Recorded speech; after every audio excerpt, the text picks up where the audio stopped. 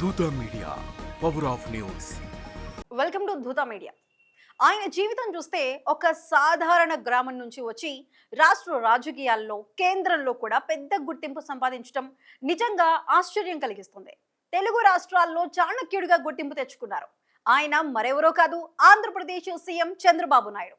1950 April 20న Chittoor జిల్లాలోని నారావారిపల్లె అనే చిన్న గ్రామంలో జన్మించారు. ఆయన తల్లిదండ్రులు ఎన్ ఖర్జూర నాయుడు, అమ్మనమ్మ.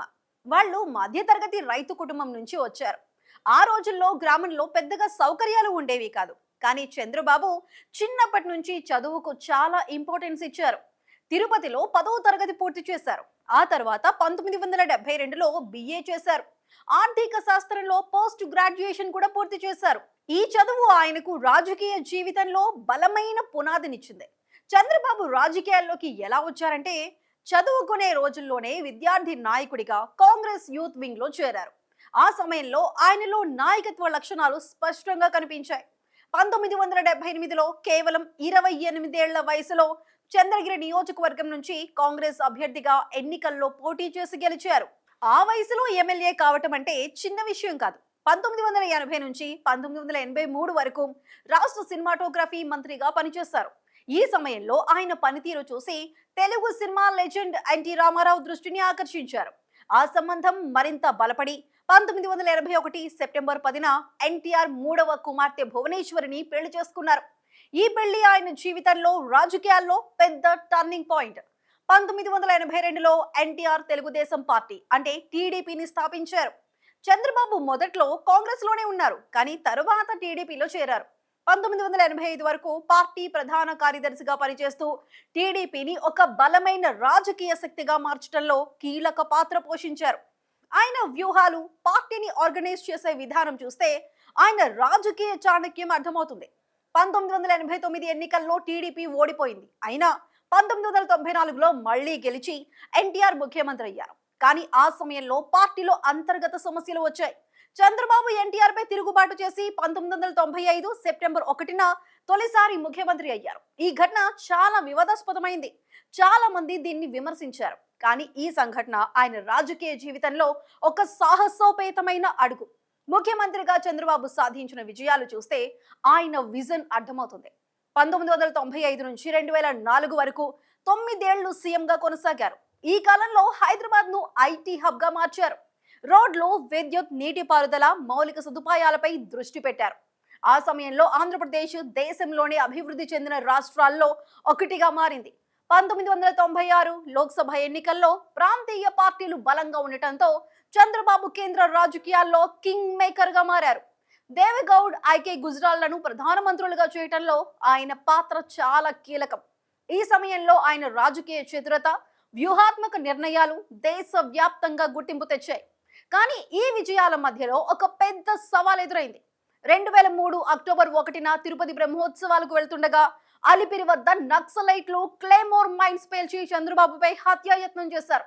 ఆ సంఘటనలో ఆయన గాయాలతో బయటపడ్డారు. ఈ ఘటన ఆయన జీవితంలో పెద్ద మలుపు. అయినా ఆయన ధైర్యంగా ముందుకు సాగారు. 2004 ఎన్నికల్లో టీడీపీ ఓటమి చవి చూసింది. 294 సీట్లలో కేవలం 47 సీట్లు మాత్రమే వచ్చాయి.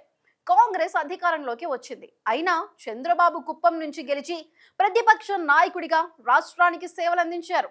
ఈ ఓటమి ఆయనను ఏ మాత్రం కుంగదీయలేదు. ఆయన పట్టుదల, ప్లానింగ్ చూస్తే ఆయన ఎందుకు ఇంత పెద్ద నాయకుడయ్యాడో అర్థమవుతుంది.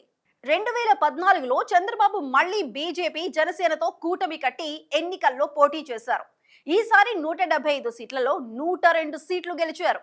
రాష్ట్ర విభజన తర్వాత నవ్యాంధ్ర మొదటి ముఖ్యమంత్రిగా బాధ్యతలు చేపట్టారు. అమరావతిని రాజధానిగా అభివృద్ధి చేయడానికి గ్రాండ్ ప్లాన్ వేశారు. పెట్టుబడులు తెచ్చేందుకు, రాష్ట్ర ఆర్థిక వృద్ధికి ఎన్నో కార్యక్రమాలు చేపట్టారు. అమరావతి ప్రాజెక్ట్ ఆయన విజన్ కు పెద్ద ఉదాహరణ. రైతుల కోసం, యువత కోసం, ఐటీ రంగం కోసం ఆయన చేసిన కృషి అప్పట్లో చాలా మందిని ఆకర్షించింది. కానీ 2019 ఎన్నికల్లో టీడీపీ మళ్లీ ఓడిపోయింది. వైఎస్ జగన్ నేతృత్వంలో వైసీపీ అధికారంలోకి వచ్చింది. ఈ ఓటమి టీడీపీకి పెద్ద దెబ్బ. అంతేకాదు, 2023 సెప్టెంబర్ 8న నైపుణ్యాభివృద్ధి కేసులో చంద్రబాబును పోలీసులు అరెస్ట్ చేశారు.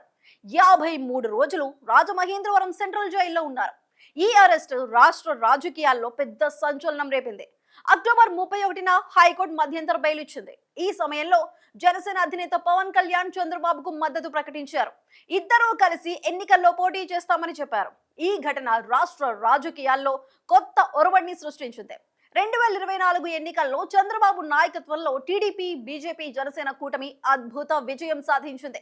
164 సీట్లు గెలిచి వైసీపీని ఓడించారు. చంద్రబాబు మళ్లీ ముఖ్యమంత్రిగా బాధ్యతలు చేపట్టారు. ఈ విజయం ఆయన రాజకీయ జీవితంలో మరో మైలురాయి.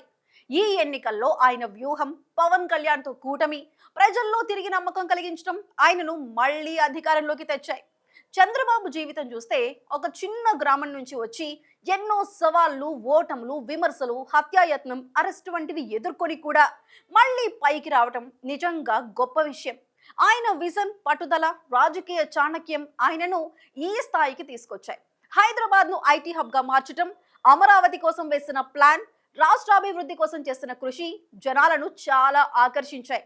ఆయన ఎదుర్కొన్న సవాళ్లను దాటి మళ్లీ అధికారంలోకి రావటం ఆయన ధైర్యానికి, నాయకత్వానికి నిదర్శనం. చంద్రబాబు జీవితంలో ఏ అంశం మీకు ఎక్కువ ఆసక్తి కలిగించిందో కామెంట్స్ లో తెలపండి. For more updates keep watching Dootha media.